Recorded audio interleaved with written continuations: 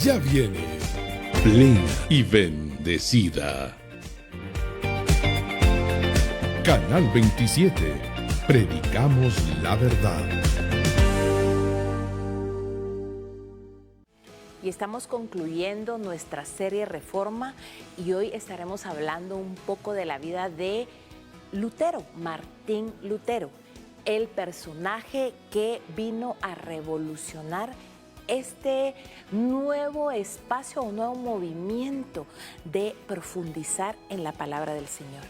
¿Cómo se vuelve monje? ¿Por qué empieza a escudriñar la palabra? De esto y más estaremos hablando en este interesante programa de Plena y Bendecida.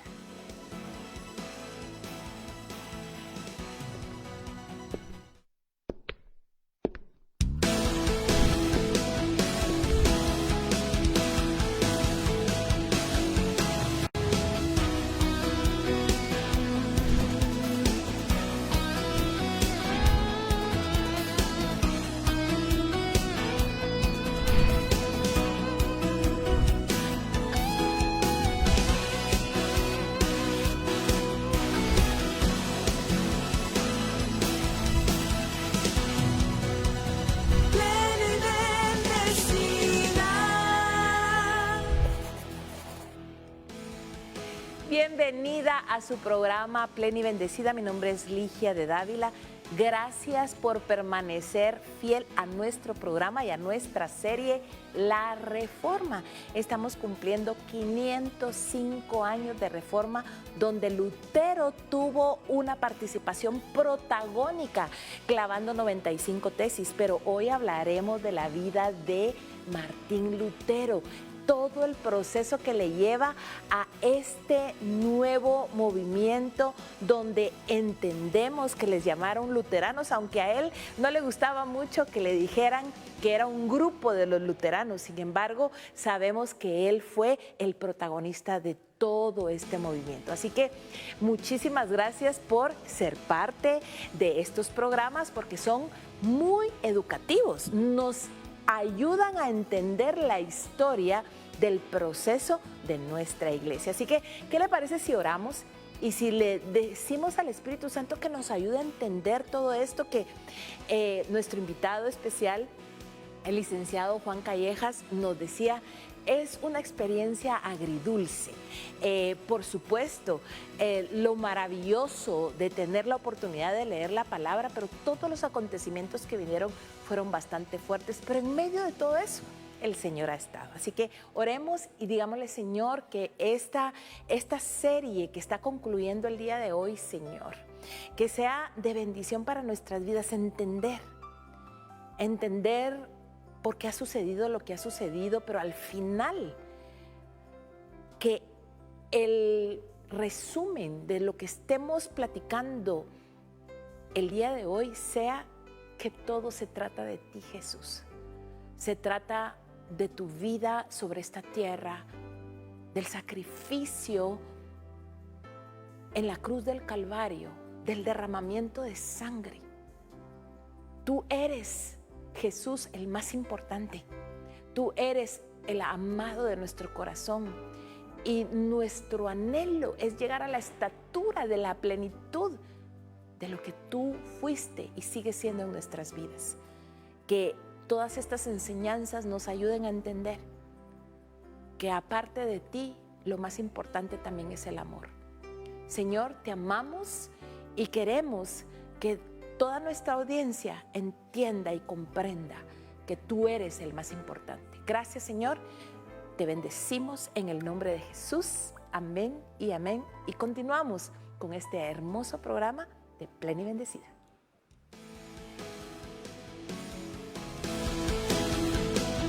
Plena y Bendecida busca la transformación integral de la mujer a través de la información, la educación y la edificación por medio de la palabra de Dios. Martes, miércoles y jueves, 10 de la mañana, Plena y Bendecida, tercera temporada, por Canal 27. Predicamos la verdad. Muchísimas gracias por sintonizar nuestro programa de Plena y Bendecida. Y gracias a nuestro invitado de hoy, que sabemos y no dudamos que será una mañana de mucha enseñanza. Estamos concluyendo la serie Reforma y no dudo que este programa le dejará mucho, mucho en su corazón. Y para mí es un gusto darle la bienvenida al licenciado Juan Callejas. Adelante, Juan. Bienvenido a su casa de Plena. Muchas gracias, con permiso. Pase adelante, por favor. Gracias. Es un gusto. Pues gracias por estar en la conclusión de este tema. Por favor, tome su lugar. Realmente han sido 2 días muy interesantes acerca de hablar de la reforma, pero como yo tengo el privilegio hoy de tenerlo como invitado, hoy vamos a ahondar un poco más acerca de Lutero y las 95 tesis, porque creo en mi corazón que todo lo que sucedió en 1517, así es, ¿verdad? Sí.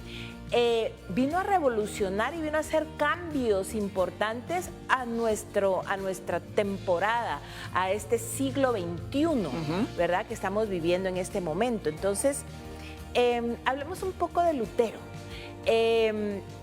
Sabemos que él empieza a profundizar en la palabra de Dios, y esto lo lleva a escribir y finalmente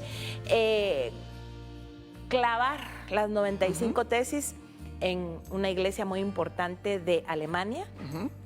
Entonces, hablemos un poco de ese periodo. Hablábamos fuera de cámaras y usted me decía, mire, no fue que pasara algo el 31 de octubre, sino que fue un proceso en el que se vino como gestando para llegar a ese punto.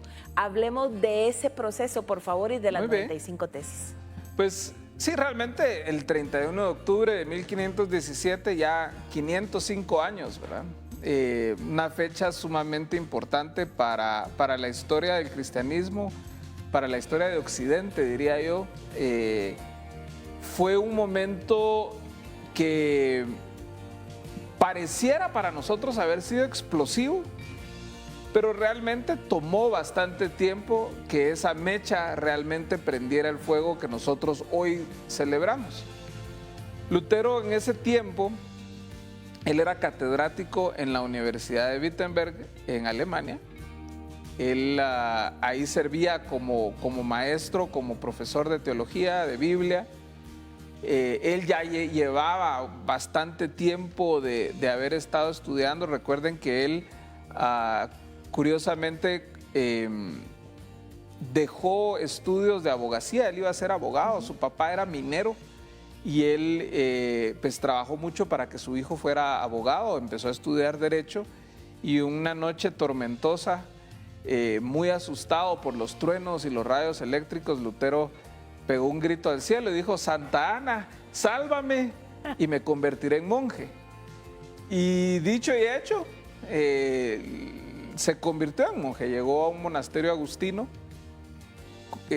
providencialmente diría yo, porque pues, San Agustín es el gran teólogo de la gracia y ahí estuvo pues estudiando ahí. Sus superiores vieron que en este pues joven monje, que tenía un intelecto bastante desarrollado, por un lado, bastante capaz, y también era una persona muy atormentada. O sea, Lutero sufría de una crisis existencial muy, muy grande. Él tenía una conciencia muy grande de su pecado y era extremadamente minucioso para confesarse. Cuando él iba con su confesor, dice, ves, la historia relata que eran horas de horas y terminaba y iba de regreso a su celda y si se acordaba de algo más regresaba otra vez. Entonces su superior le dijo: mira, lee la Biblia, eso te va a ayudar. Y bueno, eso lo metió a él a estudiar el texto, a estudiar la escritura. Por su capacidad intelectual, entonces él llegó a ser profesor en esta universidad de Wittenberg, bajo el gobierno del príncipe regente en ese tiempo, era Federico el Sabio, elector. Este Federico el Sabio era, le decían elector porque él era de los príncipes que tenían la posibilidad de elegir a quién iba a ser emperador, emperador del Sacro Imperio Romano Germánico en esa época, ¿no? Que era, en ese tiempo el emperador estaba en ese proceso y pues finalmente Carlos V terminó siendo el emperador. Que eso tiene un impacto inmenso en el resto de la historia, digamos, de la Reforma, sobre todo el impacto en Inglaterra también, y esos son otros temas. Pero Federico lo tenía a él como uno de sus, digamos, orgullos, tener a Martín Lutero dando clases ahí. Federico el Sabio era un príncipe muy simpático en el sentido de que pues, él le gustaba mucho el tema de la academia, tenía su universidad, y también era muy, muy devoto. Él tenía una de las colecciones de reliquias más grandes que había en ese tiempo en Europa. En esos años Lutero pues, aprendió muchas cosas, tuvo una experiencia que lo impactó mucho en Roma. Él viajó a Roma casi como una especie de peregrinaje para él, ¿no? de ir a ver donde la Santa Sede, que no era la Roma de ahorita. Recordemos que el Papa León X no estaba en ese tiempo, digamos, no era el papado de ahora. De hecho, la Basílica de San Pedro se estaba empezando a construir, que es parte de las razones por las cuales se da la controversia de las indulgencias. El Papa León X necesitaba plata. Él no era el mejor administrador y necesitaba plata para poder financiar esa construcción. Lutero salió muy impactado de eso, impactado negativamente, diría yo, porque él pues, tenía una ilusión de la iglesia. Obviamente él esperaba lo que uno debe esperar de la iglesia, ¿no? Claro. De una entidad donde pues, se vive el evangelio, la santidad, etcétera, y vio una debacle ahí moral y cuestiones que a él lo impactaron mucho. Entonces, cuando empieza León X a hacer todo este proceso de construir la Basílica de San Pedro, él encuentra un mecanismo interesante para financiar la basílica, que es la venta de indulgencias. Indulgencias en la Iglesia Católica siempre han existido. Siempre, aún existen hoy todavía existe. Ustedes si leen pues, las noticias y lo siguen, el Papa extiende indulgencia plenaria a ciertos grupos de personas, etcétera. O sea, eso sigue existiendo, nunca se quitó, pero nunca se habían vendido, que eso es muy, muy distinto, ¿no? Se empezaron a vender y empezaron a tocar las puertas los vendedores de indulgencias de los territorios alemanes, que ya estaban siendo fuertemente castigados con impuestos. Y dentro de esos vendedores de indulgencias había un alemán que se llamaba Johann Tetzel, que era muy hábil para hacerlo, muy hábil. Él él montaba como obras de teatro, donde enseñaba los horrores del infierno y del purgatorio y todo, y entonces él decía que cuando suena una moneda en el cofre de la indulgencia, entonces un alma sale del purgatorio. Y realmente lo que ellos estaban vendiendo era como que un descuento del tiempo que uno pasaba en el purgatorio, no era como que iba a salir de ahí, sino que un descuento de 1000 años, lo que fuera, ¿no? Realmente nadie sabía. Había una forma de calcular los años que la persona iba a estar, pero era una fórmula enredadísima. Pero, en fin, la cosa es que a las personas les ofrecían eso. Y el príncipe Federico había prohibido que en su área, en Sajonia, entraran estas personas. Entonces él llegaba a la frontera, hacía su show y la gente cruzaba la frontera, digamos, de la provincia para ir a comprar su indulgencia. Eso indignó a Lutero mucho. Wow. Entonces él empezó a reflexionar sobre esto y es lo que lo motiva a él a escribir las 95 tesis, que realmente son 95 como oraciones, 95 afirmaciones o declaraciones acerca de todo este tema de las indulgencias. Y él las escribió en un papel, las escribió en latín, como era el lenguaje académico de costumbre, y fue a la iglesia de su pueblo, de Wittenberg, que no es que fuera una catedral inmensa, era la iglesia del pueblo. Sí. Fue y las clavó en la puerta, pero digamos, en ese tiempo la puerta de la iglesia funcionaba como un cartelón de anuncios. Entonces cualquiera podía llegar a poner anuncios, ventas, lo que fuera. Entonces no era inusual ver que alguien llegara a clavar algo a la puerta. O sea, por eso es que a veces tal vez nos imaginamos aquella cosa así como, ¿verdad? Sí, yo me hubiese imaginado una puerta enorme, enorme, que se abría y que hasta en algún momento uno piensa pudo haber sido un sacrilegio el hacer, el clavarlas, ¿verdad? Pero ahora usted nos aclara que era algo normal, era como el anuncio normal de alguien, porque es un lugar público, digamos, ¿verdad? Exactamente. Sí, uno a veces tal vez se imagina que era Thor bajando del cielo con su martillo, pero no. Y de hecho él lo hizo en la noche previa al Día de Todos los Santos, que es el 31 de octubre, no simple y sencillamente porque sabía que mucha gente se iba a estar congregando para celebrar esas fiestas en ese día, y su intención realmente era convocar a los académicos a un debate público de esos temas.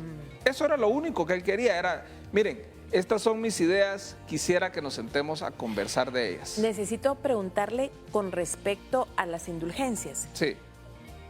¿Era ese tema específico el que él estaba cuestionando o habían más aristas? Ese era el tema específico. Okay. El tema puntual para él, el problema de él en ese momento era la venta de indulgencias y la manera en que se estaban vendiendo. En el entendido que en ese momento ya Lutero había leído la Biblia, tal y como se lo habían aconsejado para que él pues tuviera un poquito más de tranquilidad en su alma por la plena conciencia de su pecado constante en contra del Señor. Y ahí es donde él se percata y dice, y aquí no habla nada de indulgencias, la Biblia no dice nada. Realmente él no está cuestionando la práctica de las indulgencias como tal, él está cuestionando que se están vendiendo. Oh. Eso es lo que él está cuestionando. Y de hecho las indulgencias son una especie de, por un lado, de defensa y a la vez de reclamo al papado, de defensa de que cómo puede permitir que estén haciendo esto en su nombre, y de reclamo en el sentido de, hey, esto no debería de estarse haciendo. Claro. O sea, entonces él pues levanta la mano, pero levanta la mano de una forma, no sé, inocente quizás, de decir, quiero hablar con mis catedráticos de la universidad y las personas que estén interesadas acerca de este tema. No había otra intención más allá de eso. Sin embargo, sus estudiantes se acercaron a ver qué era lo que su maestro había puesto. Claro. Y lo leyeron y les pareció más interesante de lo que quizá Lutero pensaba que era. Entonces tomaron ese texto, lo tradujeron al alemán, lo llevaron a la imprenta, que era una invención nueva en ese tiempo, y empezaron a repartir eso. Y eso fue lo que realmente puso a Lutero en el mapa. Primero, con ahorita se me escapa el nombre del cardenal que es el que Cayetano, que es el primero en llamarlo a qué es lo que está pasando, ¿verdad?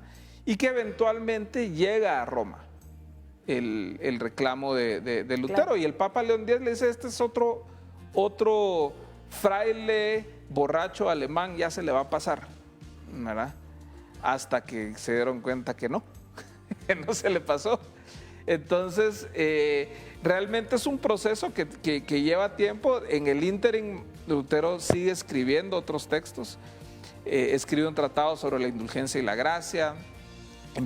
Escribe sobre la cautividad babilónica de la iglesia, que ese es quizá el texto más duro en contra de la Iglesia Católica, porque ya él empieza a ver que la cosa está un poquito más complicada, que ese texto es un texto muy interesante porque es el texto que cuestiona toda la economía sacramental de la Iglesia. O sea, desde Santo Tomás de Aquino, en el siglo XIII o XII, por ahí, Santo Tomás es quien le da forma sistemática a la idea de los sacramentos en la Iglesia, define cuáles son los 7 sacramentos, etcétera, el rol que tienen en la salvación, y Lutero cuestiona eso, y eso sí ya es un poquito más complicado, porque cuestionar al doctor angélico, que así le decían a Santo Tomás, en medio de todo lo bueno que Santo Tomás hizo, ahí pues como que había cuestionamientos serios, y es lo que al final, en abril de 1521,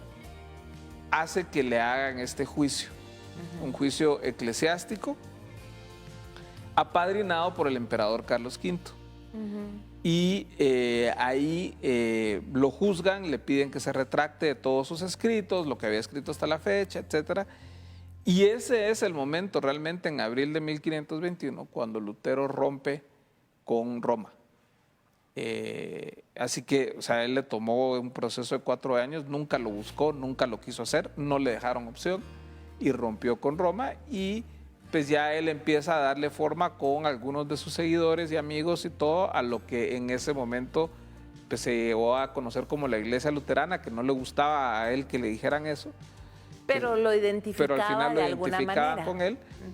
Pero él no era el único. En Suiza estaban pasando cosas, en Francia estaban pasando cosas, en Holanda estaban pasando cosas de personas que ya empezaban, no solo por la influencia de Lutero, sino muchas veces sin haberse enterado de lo que Lutero hizo, empezaban sus movimientos reformadores. Quiere decir que usted cree que el Espíritu Santo en esa temporada empieza como a inquietar a diferentes personas en diferentes lugares. Yo no sé si usted ya leyó la Biblia cronológicamente. No, cronológicamente no la he leído. Cronológicamente no, pero ¿cómo ciertos pasajes de la Biblia, de Crónicas, de Reyes, de Lamentaciones, se unen? Como diciendo, todo esto estaba pasando simultáneamente en diferentes espacios y era como un mover donde el Señor inquietaba a ciertos personajes para que lo que estaba sucediendo marcara tiempos. ¿Usted cree que eso fue lo que empezó a suceder? Pues, o sea, sin duda es providencial lo que estaba sucediendo. Claro. Digamos que el momento cultural era el momento adecuado. Dios en su soberanía y en su providencia permitió que esto sucediera en la época del Renacimiento y no antes, aunque antes ya había prerreformadores, claro. Jan Hus, William Tyndale y otros ya habían empezado como que a hacer intentos de ver qué cosas pasaban. Es curioso, cuando fue la cautividad del Papa en Aviñón, en Francia, en una época que hubo 2 papas, una mujer que quizá vale la pena que en este programa la exploren, a Santa Catalina de Siena, ella le escribe una carta al Papa, pero esto es mucho antes, esto es siglos antes, ¿no? Por lo menos unos 200 años antes, y lo llama al Papa a que regrese, a que regrese a Roma, pero es bien interesante las palabras que usa porque le dice, sé hombre, regresa y reforma tu iglesia, le dice. Wow. Es bien interesante, o sea, sí, esas cartas de Santa Catalina son impresionantes. O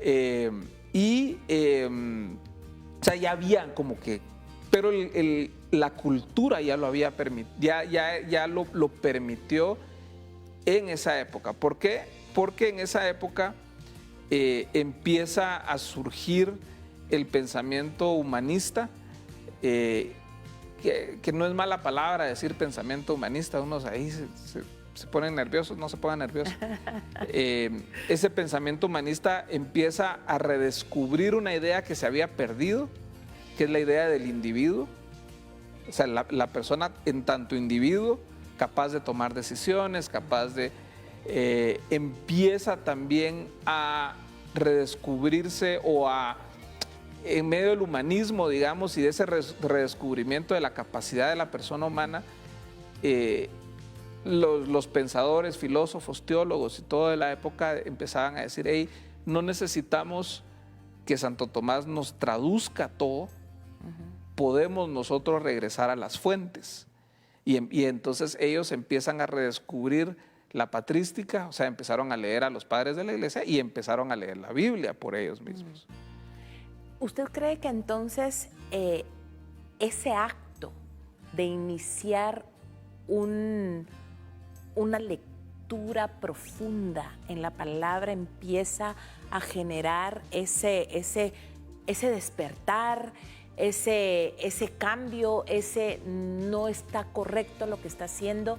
Al final es la palabra la que nos hace dar ese como nuevo, como tener una nueva inquietud acerca de lo que se ha vivido durante algún tiempo. Sin duda, o sea, para Martín Lutero la escritura fue fundamental y sobre todo él se benefició mucho del trabajo también que hizo un humanista católico de la época que se llamaba Erasmo de Rotterdam. Él estaba en Holanda. Erasmo, tipo sumamente inteligente, que fue quien republicó para beneficio de la iglesia en general el Nuevo Testamento en griego. Eso no lo tenían, o sea, o no era tan fácil de tener. Y entonces es ahí donde Lutero empieza a hacer ciertos descubrimientos poquito a poquito que le van moldeando su cabeza. Por ejemplo, digamos, déjenme leerles las primeras 2 tesis. ¿Sabe qué? Vamos a hacer un corte, Perfecto. Porque sí me interesa que profundicemos más y qué es lo que sucede después de que Lutero se separa de Roma y qué empieza a suceder con todas estas personas que ya estaban teniendo un nuevo descubrimiento de lo que era la palabra del Señor. Muy bien. Así que, ¿qué le parece si continuamos con más? No se despegue de su televisor, esto es muy interesante, es historia, pero vale la pena porque nos invita a conocer qué es o de dónde viene este anhelo de buscar al Señor a través de la palabra.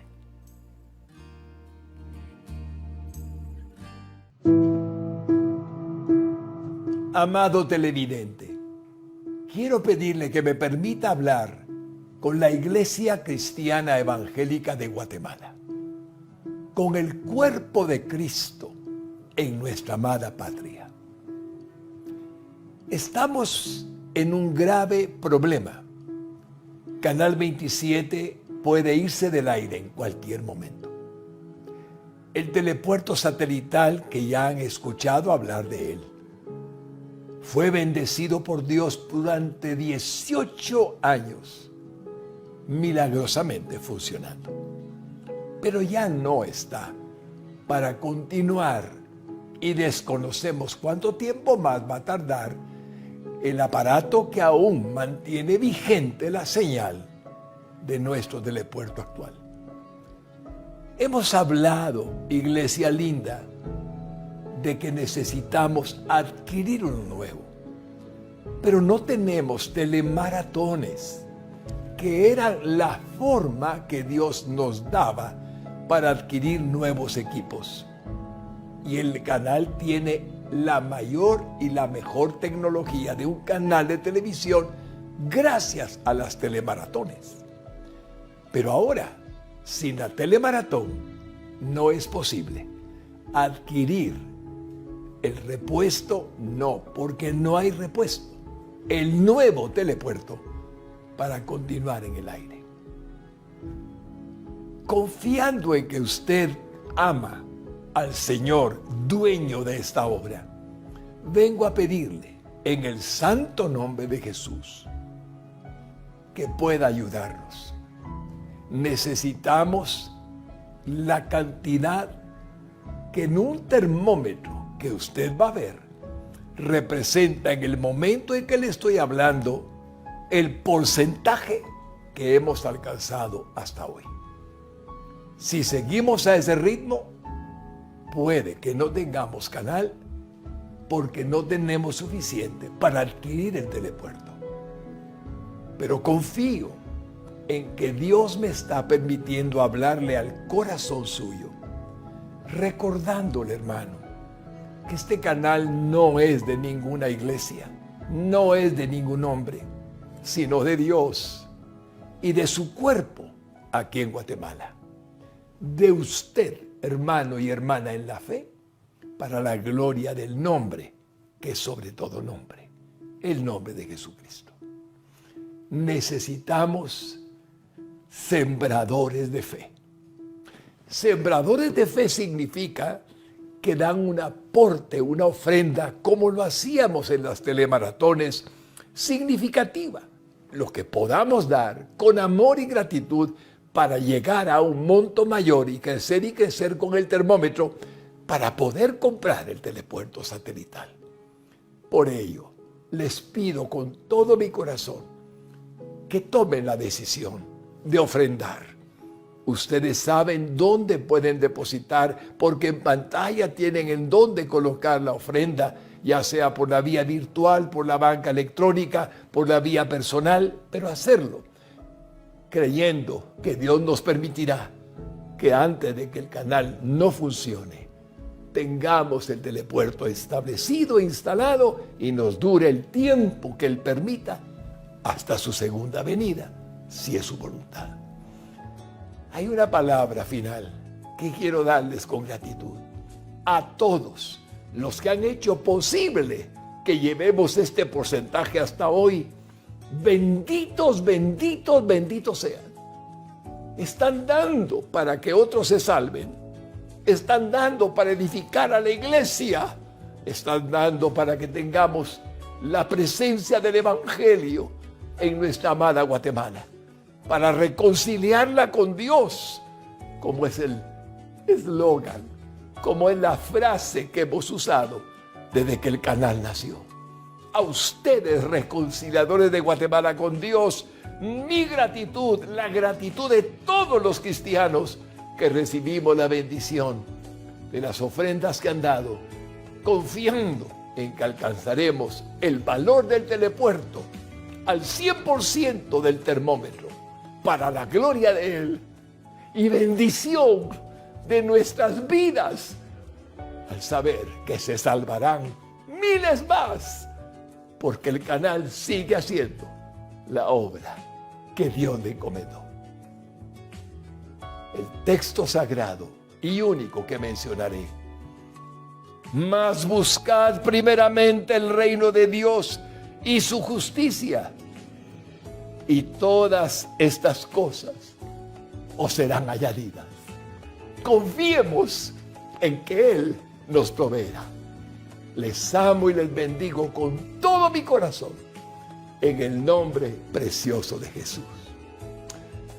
Amén. Amado ofrendante, adquiramos juntos este telepuerto satelital. Realice su ofrenda como sembrador de fe o constitúyase como socio honorario, llamando al 2421-3527, opción 2. Muchas gracias por su valiosa ofrenda. Entonces, nuestro telepuerto satelital se arruinó y estamos operando con el telepuerto de respaldo. Queremos seguir llevando esta señal de verdad, de esperanza a millones de hogares alrededor del mundo. Para poder seguir al aire, necesitamos de tu aporte. Queremos invitarte hoy a que llames al 2421-3527, opción 2. Ya sea que lo hagas a través de tu aporte como sembrador de fe o que lo hagas como socio honorario y te sumes a esta causa para que Canal 27 pueda seguir estando al aire 24 horas al día, 7 días a la semana, siendo de bendición para millones de hogares alrededor de Guatemala y el mundo. Pleni Bendecida te agradece tu aporte, no solo para el canal, sino para todos los programas que están transformando corazones y que están trayendo a millones de personas a los pies del Señor. Y continuamos con este interesante programa. Estamos concluyendo nuestra serie La Reforma y tenemos de invitado a el licenciado Juan Callejas, que nos está hablando bastante de la historia de Martín Lutero. Realmente fue un trabajo no de un día, fueron muchísimos días y todo, como usted nos comparte, empieza a venir una como revolución, ¿verdad? Sí. Y cuando se separa Lutero de Roma, empieza a unirse mucha gente con él, pero lo interesante que usted decía en el segmento anterior es que en Suiza, en otros países del continente europeo, están empezando a tener esta misma inquietud a causa de leer la palabra. Sí. Sí, en el tiempo de Lutero, pues obviamente con él se empezaron a juntar algunas personas, algunos, digamos, más intelectuales, otros un poquito más revoltosos, que Lutero después tuvo que calmar porque pues, tristemente hubo derramamiento de sangre en ese tiempo. Suiza fue otro de los grandes focos donde ellos independientemente empezaron a desarrollar su propio pensamiento reformado en un contexto político, digamos, distinto, porque Suiza seguía un modelo de gobierno diferente, ellos estaban bajo la idea esta de las ciudades-estado y era otra manera de pensar y de ver las cosas. Ahí viene Ulrico Zwinglio, que es el primer gran reformador suizo, a quien se une más adelante Juan Calvino, que era francés, él no era suizo, él era francés, y que él sale y se establece en Ginebra y ahí empieza a hacer su ministerio, con otro tipo de impulsos, digamos, otro tipo de inclinaciones. Obviamente ellos se enteran lo que está pasando en Alemania, hay correspondencia entre ellos. Me hubiese gustado decir que ojalá que hubo acuerdo, pero la verdad que no hubo acuerdo. Cada uno realmente siguió su propio camino. Hubo intentos de ponerse de acuerdo, sobre todo entre Zwinglio y Lutero, e incluso con la intervención de un cardenal que se llamaba Gasparo Contarini, que él realmente no quería ver a la iglesia dividida, él estaba muy por del lado de las ideas de Martín Lutero, pero cuando se sentaron a la mesa a conversar, el punto donde no lograron ponerse de acuerdo, sobre todo entre Zwinglio y Lutero, Contarini pues no iba a poder hacer mayor cosa ahí, era sobre el tema de la Santa Cena. Zwinglio tenía una visión más parecida a la que en la mayoría de iglesias se enseña hoy, que es como que es una cuestión meramente simbólica. Lutero sí tenía una idea un poco más, digamos, sobre la presencia real de Jesús en los elementos de la cena. Claro. Los reformados del lado de Juan Calvino, ellos tomaron una vía media, que es un poquito la idea de que sí, el Señor Jesús está realmente presente con nosotros, pero no nos atrevemos a decir cómo. ¿Verdad? Que la Iglesia Católica pues tiene ya su posición bastante más clara y definida. O sea, sí, efectivamente, en el vino, en el pan, en la hostia está el Señor Jesús. Lutero decía, no está ahí, está encima, abajo, a los lados. En memoria. ¿Verdad? En memoria, decía Zwinglio, que es, digamos, la visión menos sagrada de esto, digamos. Ok, ¿verdad? Interesante. Que es la que tristemente se practica en nuestras iglesias. Wow. ¿Verdad? Entonces, ese fue realmente el punto más fuerte de división. Había otras cuestiones, discusiones, pero realmente eso los mantuvo a cada uno, digamos, en su territorio. Cada uno más adelante sacó sus propias confesiones de fe. Hubo otros que querían reformas más radicales. Lutero, por ejemplo, él no tenía ningún problema con seguir llamándole al servicio del domingo misa. Para otros eso sonaba demasiado romano, entonces se peleaban. Martín Lutero, lo mismo que los reformados calvinistas, bautizaban bebés.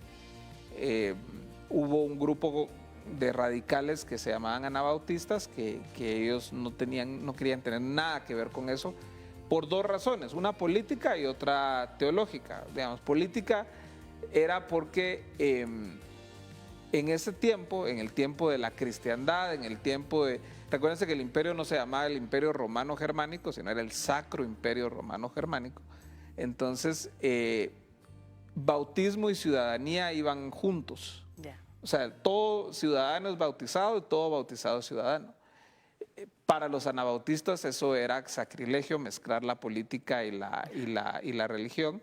Entonces ellos dijeron no, separamos las dos cosas y además no vemos evidencia bíblica de que haya que bautizar bebés, entonces solo se pueden bautizar las personas que confiesan a Jesús. Y entonces se separan los anabautistas y de hecho se condenan mutuamente. En la Confesión de Augsburgo hay condenas muy fuertes con los anabautistas hicieron lo propio también, hubo derramamiento de sangre, hubo cosas muy terribles que pasaron en esa época, y del ala anabautista es que sale lo que hoy conocemos como Iglesia Evangélica, digamos, de esa ala, ¿no? Los reformadores magisteriales, o sea, la reforma magisterial tanto en Alemania como en Suiza principalmente, pues se mantuvo de manera más conservadora y de manera más aliada con el gobierno, digamos. Ellos después se volvieron iglesias estatales, pues, que fue parte de lo que provocó también que salieran primero en Inglaterra, que salieran los presbiterianos con John Knox en Escocia, que se rebeló porque la iglesia anglicana en Inglaterra, que es otra reforma ahí, y que después más adelante se le rebelaran los Wesley a los anglicanos por un lado, a los presbiterianos por el otro. Al final, Juan, cuando escuchamos a detalle todo este relato, a mí me entra de verdad, honestamente, como una especie como de preocupación, porque efectivamente tal vez la religión tradicional no estaba bien, pero cuando empieza a suceder todo esto nos hace más alejados en el sentido, claro, muchas personas en ese entonces y ahora, muy estudiosos de la palabra, pero a veces el conocimiento sin el amor está provocando muchas más divisiones y al día de hoy, usted que es un estudioso de este tipo de temas, ¿me podrá decir cuántas denominaciones hay? Miren, esta historia de la Reforma es una historia agridulce. Agridulce, ¿por qué? Por un lado, celebramos ese redescubrimiento de la Escritura, celebramos el redescubrimiento del Evangelio, la justificación por la fe, etcétera. O sea, lo celebramos porque es un retorno realmente a lo que la Iglesia siempre predicó desde sus primeros siglos, y los padres de la Iglesia pues no se iban a oponer a este tipo de cosas, aunque no eran sus preocupaciones, porque de alguna forma quizá ya lo daban por sentado, que eso lo entendíamos, ¿no? Es algo de celebrar, pero es agrio porque celebrar la división no es bueno, ¿no? No es la primera vez que la iglesia se dividía. La iglesia ya se había dividido 500 años antes de la Reforma, cuando se separa el ala ortodoxa del ala romana, ¿verdad? Y que el impacto de esa separación lo vemos hoy con cómo todo el Medio Oriente y la Europa Oriental y todo cayó ante el Islam, y toda la herencia y la riqueza cristiana de esa región del mundo, pues sufrió mucho. Claro. No es que se perdió, porque gracias a Dios sigue habiendo comunidades ortodoxas vibrantes que han permanecido, gracias a Dios, a través de los siglos y que sobrevivieron todos estos embates, pero ciertamente se les dio la espalda y sufrieron mucho, ¿no? Y bueno, pues y después, 500 años después, la Iglesia de Roma es la que se parte con la Iglesia protestante, y la Iglesia protestante, o sea, es imposible que no se partiera, porque una de las ideas principales del protestantismo es que usted tiene de parte de Dios la facultad por el Espíritu Santo de poder interpretar la Biblia.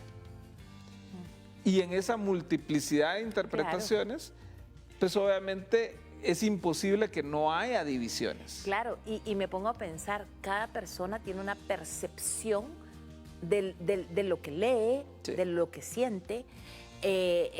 Tenemos una cosmovisión totalmente diferente. Sí. Culturas diferentes, sí, o sea, son tantas cosas. Usted me quedó a deber que iba a leer 2 tesis. No sé si estas 2 tesis que pudiese leer pudiesen ayudar a que continuemos con el tema de, ¿sí?, lo de las divisiones, ¿verdad? Porque de verdad a mí me parece un poco como preocupante de verdad esto, pero después de que usted nos lea ese par de tesis, ¿qué nos corresponde a nosotros como hijos de Dios en este momento actual hacer para que sea el amor el que predomine? Claro. Vamos a ver, estas tesis, estas primeras dos tesis enmarcan realmente el problema central de Lutero, ¿verdad? No solo con las indulgencias, sino con la pregunta que deviene naturalmente a la hora de uno cuestionar las indulgencias, que es ¿cómo es que el ser humano es salvo? Al final de cuentas esa es la gran pregunta, ¿no? Y entonces Lutero escribe esto. Él empieza, a mí me encanta la frase con la que él empieza las 95 tesis. Dice, por amor a la verdad y el anhelo de alumbrarla. ¿Verdad? Para mí esa es una frase que me inspira mucho, por ¿no? supuesto. Y dice, la primera tesis dice, cuando nuestro Señor y Maestro Jesucristo dijo, haced penitencia, etcétera, quiso que toda la vida de los fieles fuese penitencia. Esta palabra no puede entenderse como referida a la penitencia sacramental, es decir, a la confesión y satisfacción realizada por el ministerio sacerdotal. Entonces, ¿qué es lo que Lutero está diciendo acá? Él dice, primero, cuando el Señor nos llamó a hacer penitencia, la penitencia a la que nos llamó el Señor es una característica principal de la vida del cristiano. Pero que hacer penitencia no depende del ministerio de los sacerdotes, o sea, de la confesión de los pecados y la absolución de los pecados. ¿Por qué? Ahora, nosotros no estamos acostumbrados a usar esta palabra penitencia. Pero esta palabra es sumamente importante para Martín Lutero porque a él, y como hay que recordarse que él escribe esto en latín, y para el latín hay una palabra que en ese tiempo ellos no tenían un equivalente del griego al latín, y que la mejor forma que tenían para traducirle es la palabra penitencia. Y la palabra realmente es arrepentimiento. Wow. Cuando San Jerónimo tradujo el texto griego al texto hebreo, al texto en latín, y produjo la Latina Vulgata, que es una de las principales traducciones de toda la historia de la Biblia, él no encontró para la palabra griega metanoia una palabra en latín que fuera directamente equivalente. Hoy para nosotros es arrepentimiento. Es transformación. Sí, más arrepentimiento que transformación. Okay. Transformación es muy, perdón a los fanáticos, John Maxwelliana. Okay. Entonces es una palabra que no sé, a mí no me tiembla el ojo, como dicen. Pero bueno, arrepentimiento. Entonces San Jerónimo traduce, cuando el Señor Jesús empieza su ministerio en Marcos, que dice el reino de los cielos se ha acercado, ¿verdad? Arrepiéntanse y crean en el Evangelio. Él traduce con la mejor de las intenciones, hagan penitencia y crean en el Evangelio. Pues arrepiéntanse. No, hagan penitencia. Ah. Y ahí hay un problema muy importante que Martín Lutero se da cuenta y dice, esto no es lo mismo. Metanoia no es lo mismo que hacer penitencia, porque hacer penitencia son actos externos. El arrepentimiento es algo interno. Del corazón. Exactamente. Yo puedo hacer todos los actos externos, Pero si no hay... pero si no hay cambio en mi corazón, y ese cambio no lo puedo provocar yo. Entonces, él por eso es que empieza a desarrollar todo este pensamiento alrededor ok, ¿cómo es que entonces nos arrepentimos?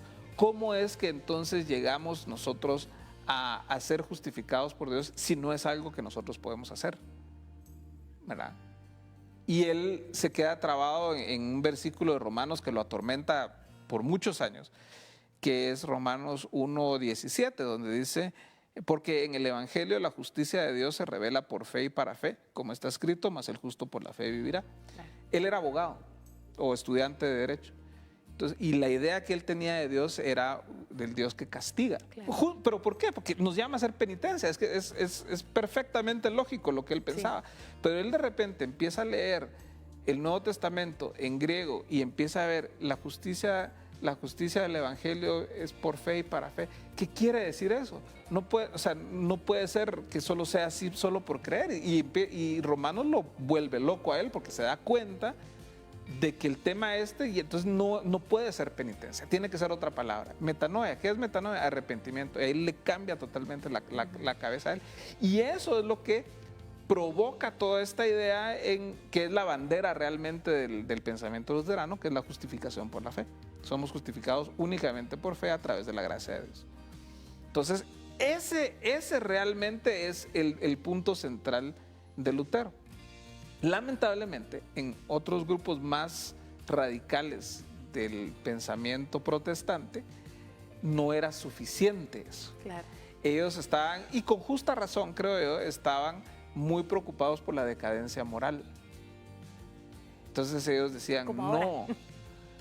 Sí, ellos decían, no, esto no puede ser suficiente. No puede ser que un bebé bautizado ya entre a la vida de la fe. Tiene que ser alguien que tome esa decisión. Claro. Cuando la iglesia luterana se fue envolviendo o sea, se volvió una institución con los siglos, ¿verdad? Hubo un grupo de luteranos que dijo, señores, esto tiene que cambiar, tenemos que ser santos. Y empiezan los movimientos de santidad. Luteranos, me gusta el nombre del conde alemán que lo empezó, von Zinzendorf, él lo empezó. Empezaron un movimiento pietista alemán. El movimiento pietista alemán empieza a irse a Estados Unidos. En un barco, yéndonos antecito a eso. Mire, Juan, esto es una historia extraordinaria, pero el tiempo se nos está acabando. Se nos está acabando, mire, pero bueno. Yo de verdad, como para concluir. Concluyamos. Me preocupan muchísimo las divisiones y en la actualidad hay, yo creo que miles de denominaciones. ¿Cómo debemos de actuar nosotros, los hijos de Dios, entendiendo que todo esto era parte de un plan bueno, como usted decía, la parte dulce, la parte agradable es profundizar en la palabra, leerla, amarla, vivir el Evangelio? ¿Cuál es nuestra responsabilidad hoy para nosotros como parte de esta historia de la Reforma? En mi opinión, creo que hay una oportunidad muy grande de encontrar justamente en la diversidad que Dios ha permitido, porque, o sea, estos pietistas se juntaron, hicieron lo que hoy es la iglesia evangélica. Nosotros, por eso yo le decía, nosotros no somos protestantes, o sea, sí somos protestantes, pero no somos reformados, somos evangélicos, son dos cosas totalmente distintas.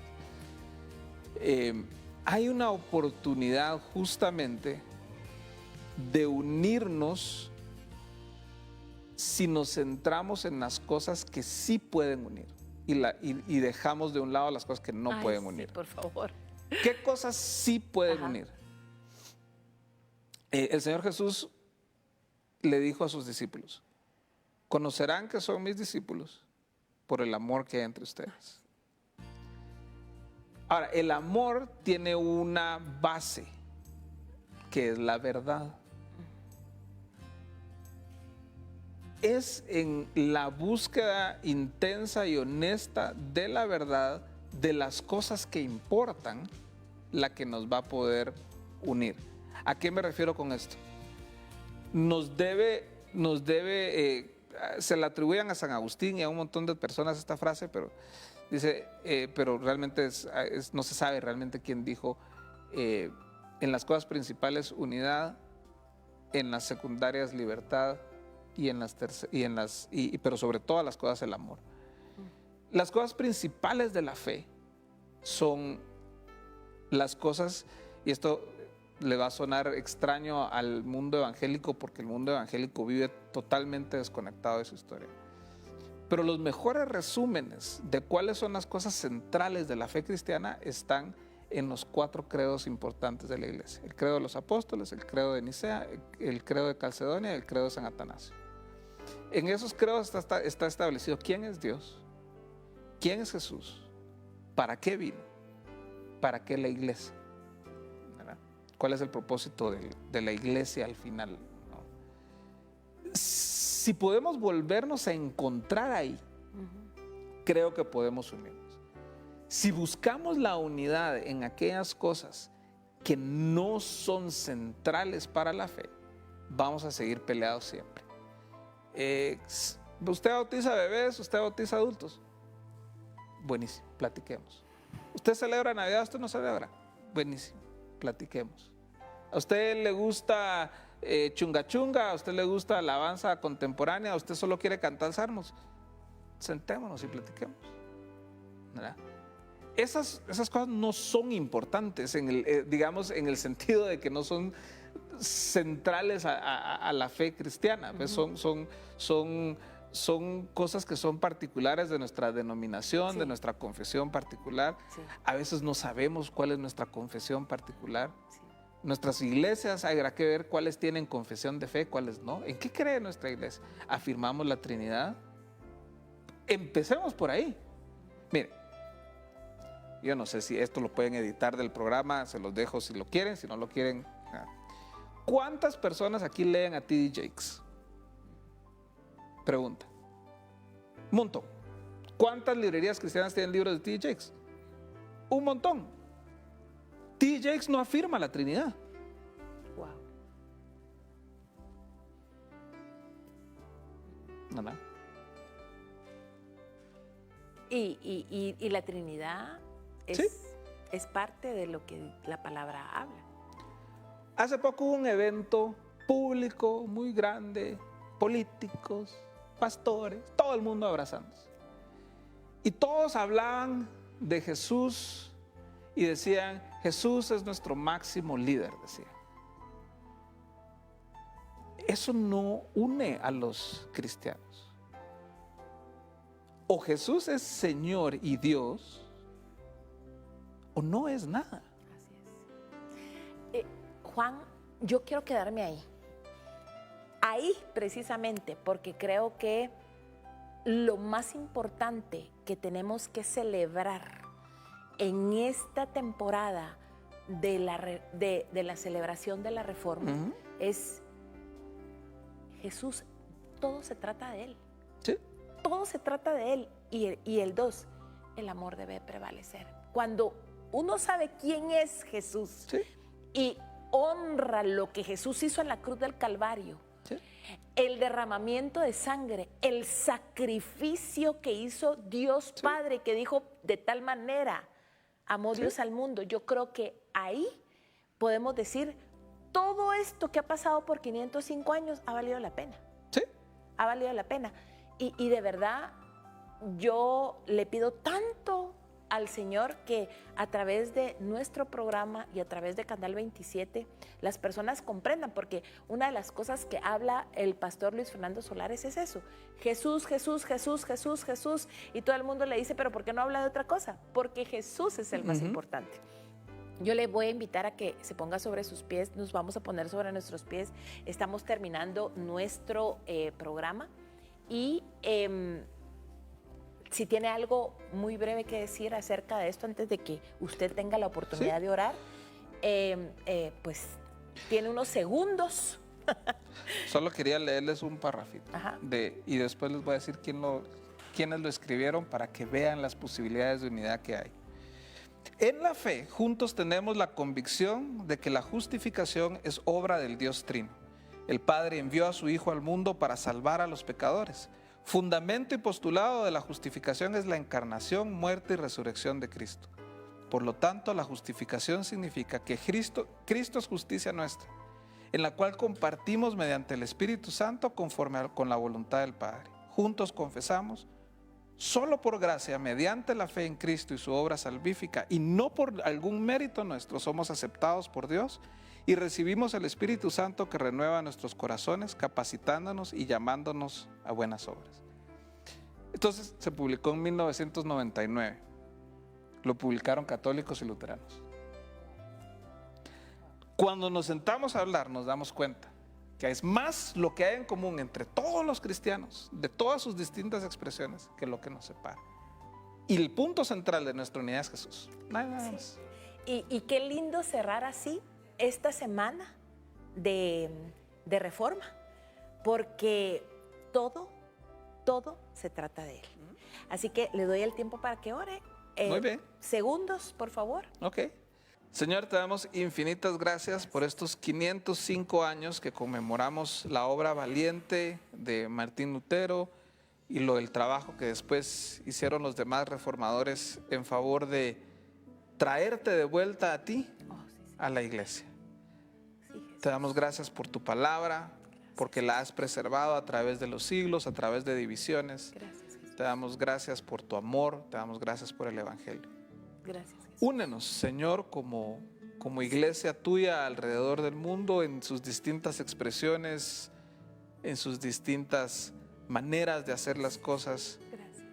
Reúnenos en ti, para que seas tú el único que exaltamos, el único que adoramos, y que encontremos y aprendamos a valorar la riqueza de las distintas expresiones que a lo largo de la historia nos has permitido ir desarrollando.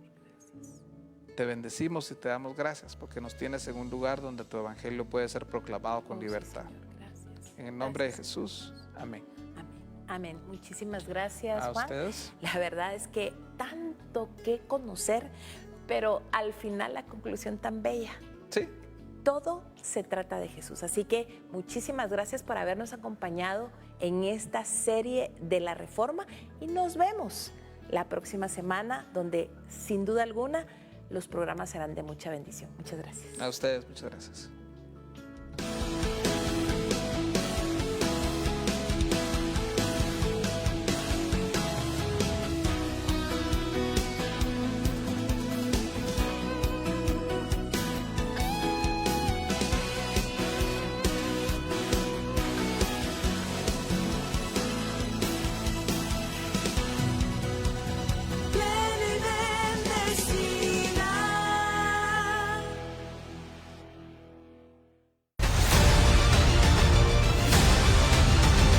Canal 27. Predicamos la verdad.